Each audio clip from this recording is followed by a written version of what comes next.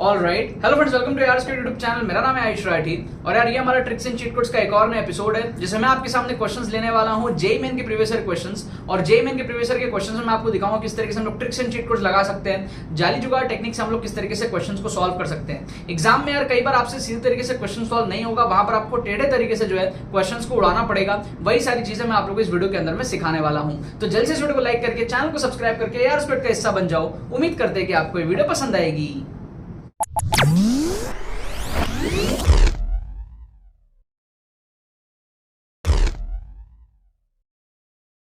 Students, JEE main 2024 के exclusive tricks course की pre registration चालू है। अगर आपने अभी तक इसके अंदर में एनरोल नहीं किया तो एनरोल कर लो, लिंक आपको डिस्क्रिप्शन में मिल जाएगा।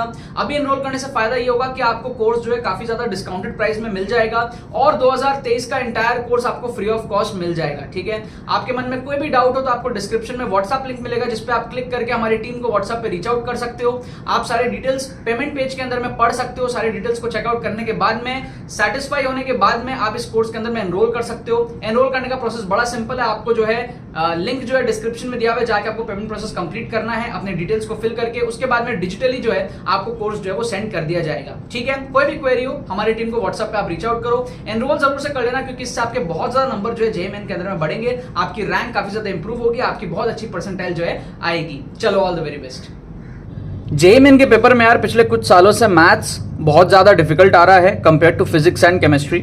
और ऐसे में यार बच्चे ज़्यादा क्वेश्चन सॉल्व ही नहीं कर पाते, 4-5 क्वेश्चन ही सॉल्व कर पाते हैं। ठीक है ना, तो ऐसे में अगर आपको 12-13 क्वेश्चन सॉल्व करने हैं तो आपको बहुत सारे क्वेश्चन में ट्रिक्स एंड चीट कोड्स लगाने पड़ सकते हैं। अगर आपके पास में कम टाइम बचा हुआ है, उतनी सफिशिएंट प्रिपरेशन आपसे नहीं हो पा रही है तो जैसे यहाँ पर मैंने एक ही जेईई मेन के पेपर के 4 क्वेश्चंस मैंने उठा लिया अलग अलग टॉपिक से। ये आपके पास में अलग टॉपिक है, ये अलग टॉपिक है, ये आपके पास में अलग टॉपिक है, ये अलग टॉपिक है। ठीक है, ये एपीजीपी का है, ये आपके पास में प्रोबेबिलिटी वगैरह का है, ये आपके पास में सीक्वेंस एंड सीरीज हो गया, नंबर सिस्टम हो गया, वो सारे अलजेब्रा वाले चैप्टर से, ये आपका जो हो गया स्टैटिस्टिक्स वगैरह से। ठीक है ना, अब अलग अलग टॉपिक्स में ट्रिक्स एंड चीट कोड्स कैसे लगता है, अगर आप इस चैनल को फॉलो करोगे आप मैथ्स के अंदर में बहुत सारे एक्स्ट्रा क्वेश्चंस जेईई मेन में सॉल्व करके आओगे। ये जो है पक्का आपको वादा है मेरा। ठीक है ना, आपको क्या करना है, प्लेलिस्ट को फॉलो करना है और आपको एक्सक्लूसिव ट्रिक्स कोर्स में भी एनरोल करना है जिसका लिंक आपको रजिस्ट्रेशन का डिस्क्रिप्शन में मिल जाएगा। जाके एनरोल करोगे, माइंडसेट डेवलप होगा, बहुत सारे एक्स्ट्रा क्वेश्चन सॉल्व करोगे फ्रॉम स्क्रैच।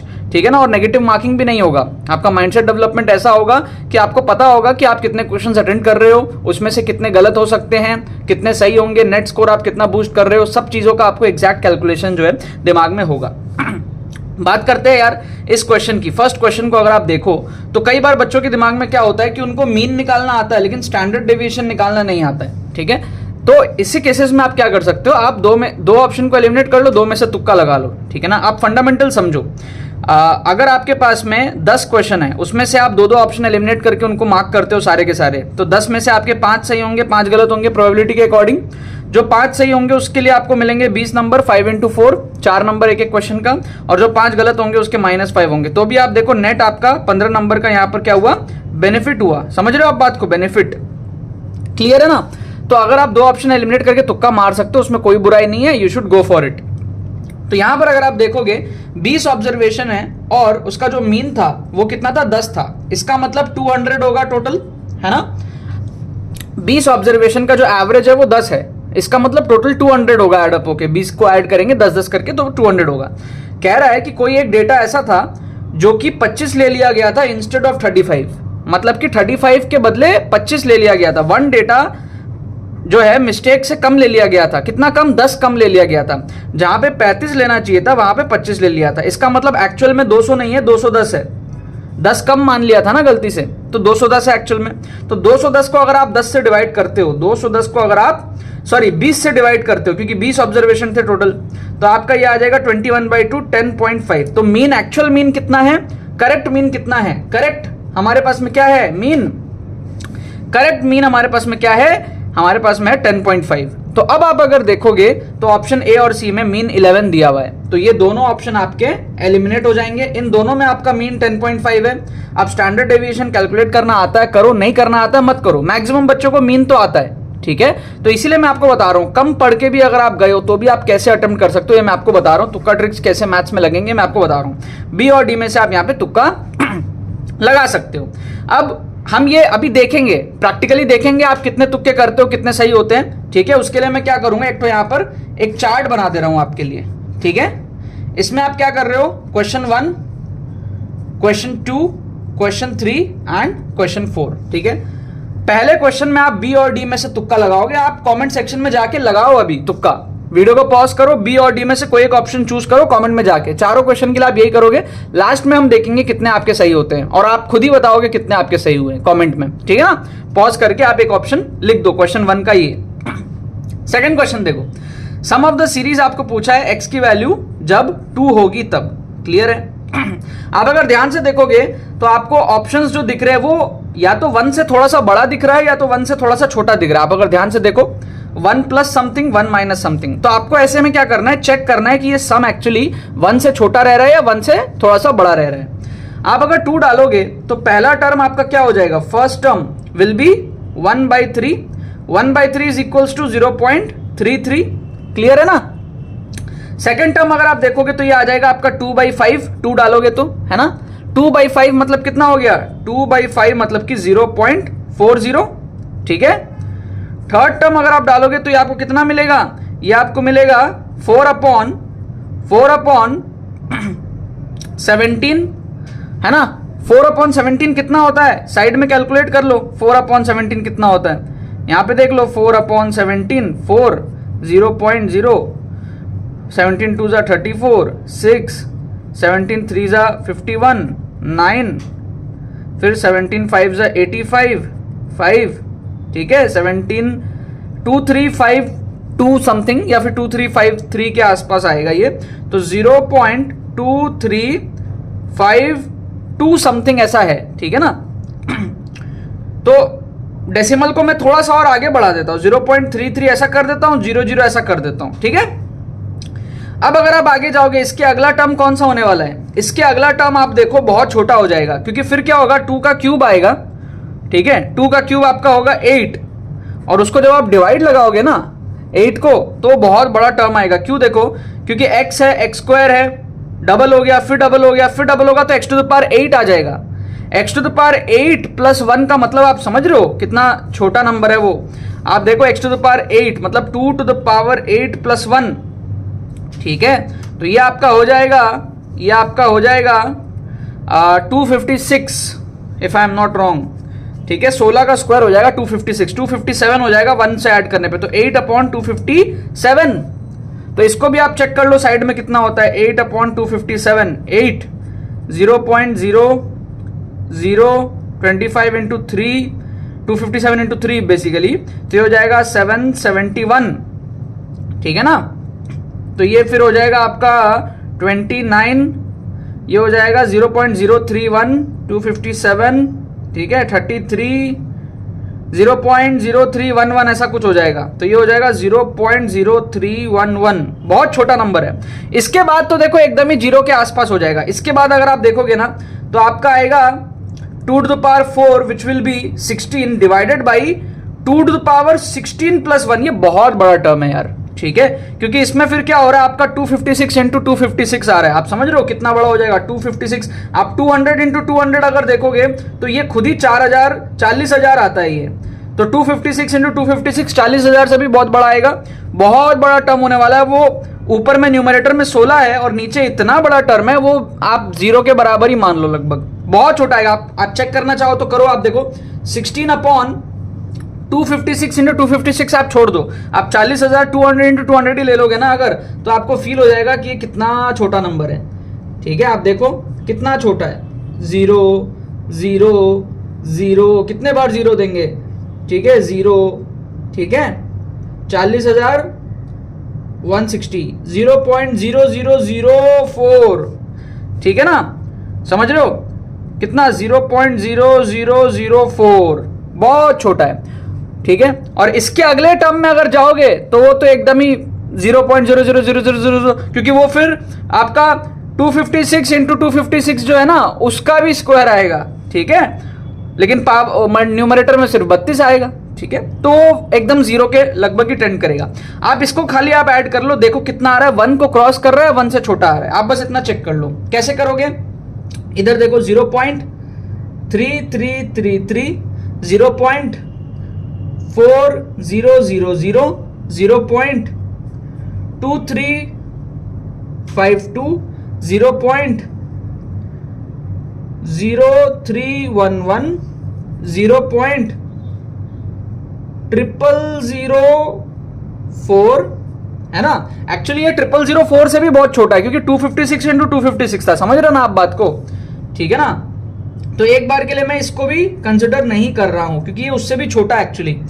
यहां पे देखो पॉइंट का ही फर्क है, पहले इतना वो कैलकुलेट करो, 3 4 5 6, ठीक है, 5 6 7 8 9, 3 3 3 9, 4 5 6 7 8 9, तो ये 0.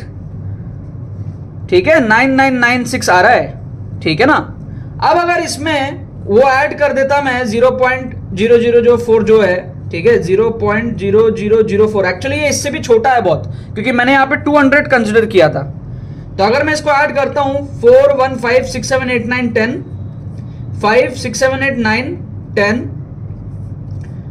3 3 3 9 10, अब आप देखो 4 5 6 7 8 9 10, तो ये एग्जैक्टली 1 आया है, ठीक है। बट ये 1 पहुंचेगा नहीं, क्या आपको बात समझ में आ रहा है, क्योंकि 1 से भी छोटा है, क्योंकि जब आप 256 into 256 करोगे तो काफी बड़ा मल्टीप्लीकेशन आएगा, तो जब वो डेसिमल लेंगे तो 0.004 नहीं आएगा, उससे भी काफी छोटा आएगा, ठीक है।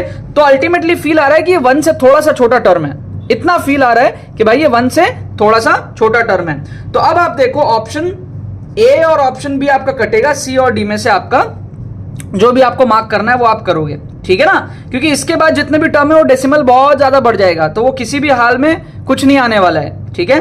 तो आपको यहीं पर था, अगर आप इसको 0.004 कंसिडर करते हो तो 1 आ रहा है एग्जैक्टली, बट ये 0.0004 है नहीं, क्योंकि मैंने यहां पर 200 का स्क्वायर लिया था जस्ट टू चेक, है वो उससे भी बड़ा, तो ये 1 से थोड़ा सा छोटा ही रहने वाला है। तो ये हमारे पास में सी और डी में से आपको तुक्का लगाना है क्वेश्चन नंबर 2 में। क्या आपको बात समझ में आ रहा है? तो हमने क्या करा, 2 ऑप्शन को यहां पर एलिमिनेट करा। इसमें अगर आप देखोगे यहां पर ध्यान से, a student appeared in an examination consisting of 8 true false, ठीक है, 8 हमारे पास में true false हैं। The smallest value of n so that the probability of guessing at least n correct answers is less than half। क्या कह रहा है कि भाई 8 क्वेश्चन है, 8 में से जनरली क्या होगा, 4 सही होंगे 4 गलत होंगे, 50-50 प्रोबेबिलिटी रहेगी ना, या तो ट्रू या तो फॉल्स।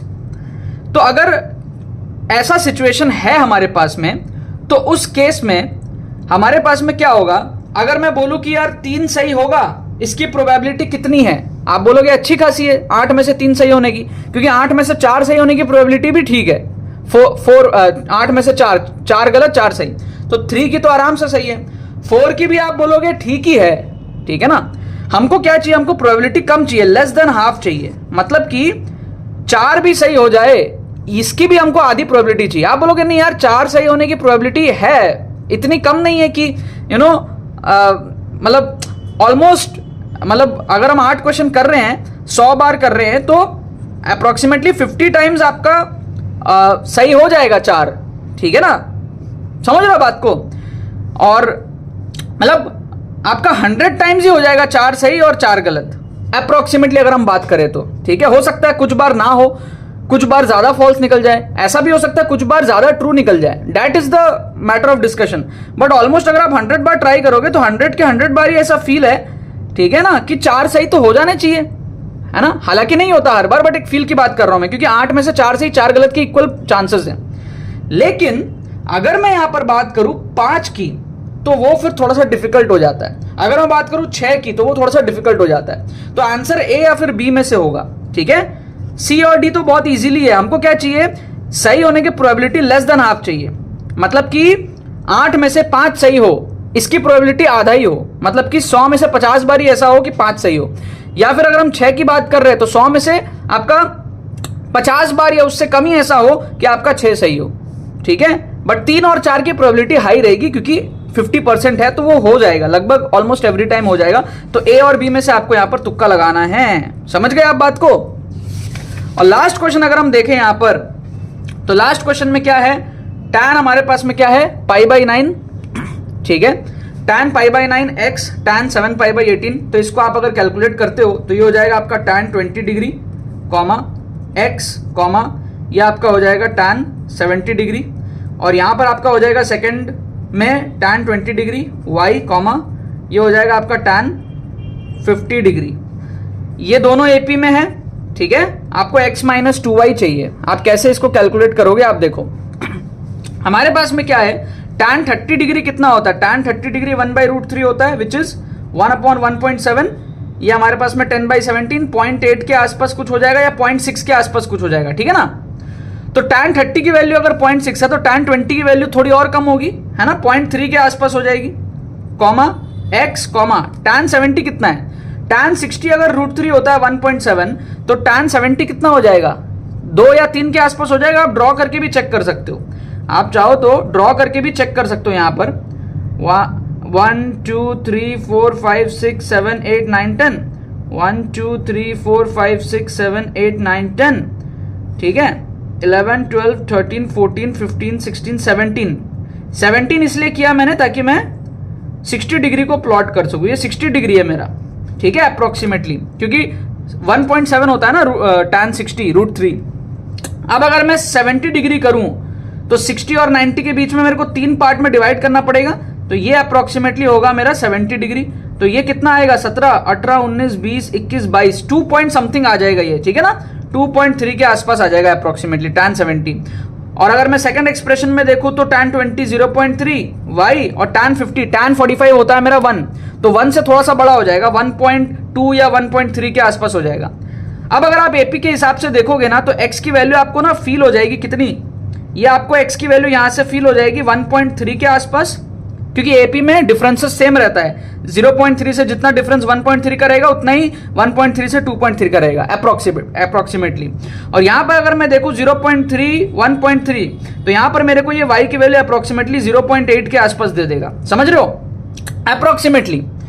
तो अब हमको क्या करना है, बस हमको अप्रोक्सीमेटली चेक करना है, x की वैल्यू 1.3 के आसपास, y की वैल्यू 0.8 के आसपास, x माइनस 2y मतलब कि 1.3 माइनस 2y मतलब कि 1.6 अप्रोक्सीमेटली जो है ना, आप देखो ये आपका 0 हो जाएगा, सबसे क्लोजेस्ट वैल्यू 0 है।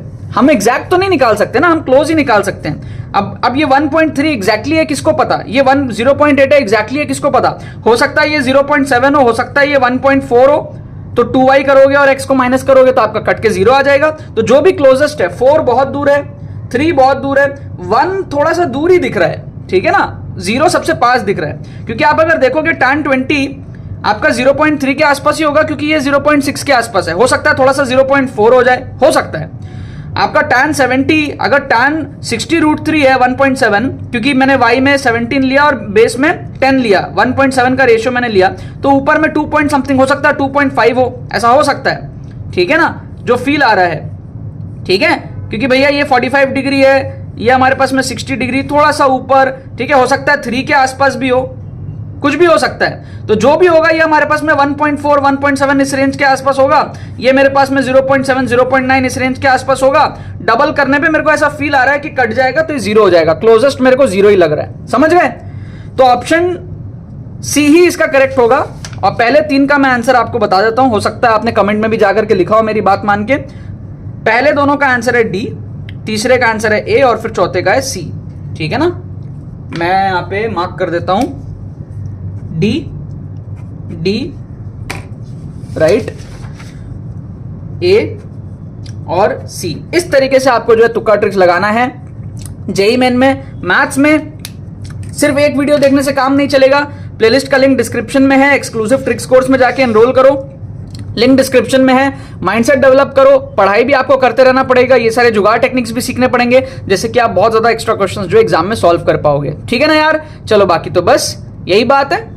तो यार आई होप आपको ये वीडियो पसंद आएगी, आपने इस वीडियो से कुछ सीखा होगा। अगर आपको ये वीडियो पसंद है इस वीडियो को लाइक करना मत भूलना और शेयर करना मत भूलना अपने बाकी सारे फ्रेंड्स के साथ में, ताकि वो भी इस प्लेटफॉर्म का मजा उठा सके। बाकी तो बस बहुत बहुत धन्यवाद मेरे साथ वीडियो में जुड़ने के लिए, बने रहिए यार।